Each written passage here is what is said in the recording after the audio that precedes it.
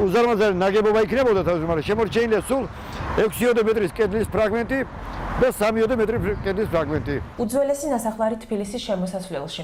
არქეოლოგიური გათხრების შედეგად აღმაშენებლის ხეივნის ამ მონაკვეთზე ძველი დასახლებისა და ჭურჭლის ფრაგმენტები აღმოაჩინეს.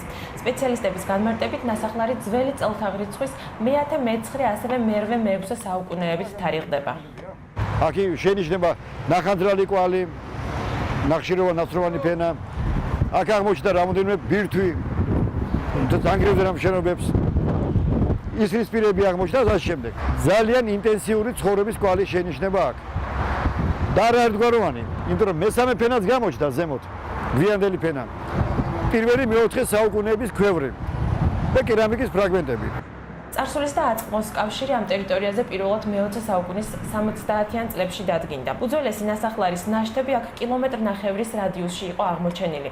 სტრატეგიული ადგილი იყო, იმიტომ რომ აქ მაცხოვრებელი ტომები თუ ტომთა გაერთიანება პრაქტიკულად აკონტროლებდა ამიერკავკასიაში ყველა სტრატეგიულ გზას.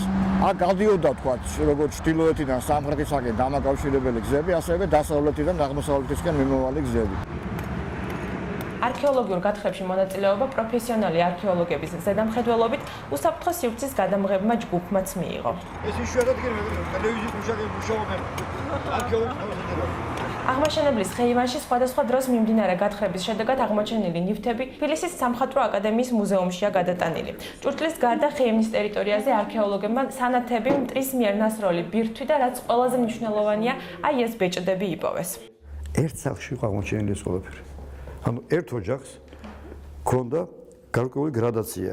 ახლა ჩვენ სამწუხაროდ არ ვიცით ახლა რა დონეზე იყო ეს გრადაცია, თქვათ, პროდუქტების მიხედვით იყო ეს, თქვათ, რაღაცა, თქვათ, ქვილს სხვა ის ქონდა დატვირთვა, რაღაცა ხორბლის იმას, ჭავის, ეგ არ ვიცით. მაგრამ ფაქტი რომ ერთ სახლში იყო ეს ყველაფერი, ეს ძალიან მნიშვნელოვანია. ეს ტერიტორია ხეივნის სხვა მონაკვეთების მსგავსად კერძო საკუთრებაა. ამიტომ გათხრების შედეგად აღმოჩენილი სიძველეები შესაძლოა აქ მდებარე სავაჭრო ცენტრის ინტერიერის ნაწილიც გახდეს. არქეოლოგიურ სამუშაოებს აღმაშენებლის ხეივანში სპეციალისტები თვის ბოლოს დაასრულებენ.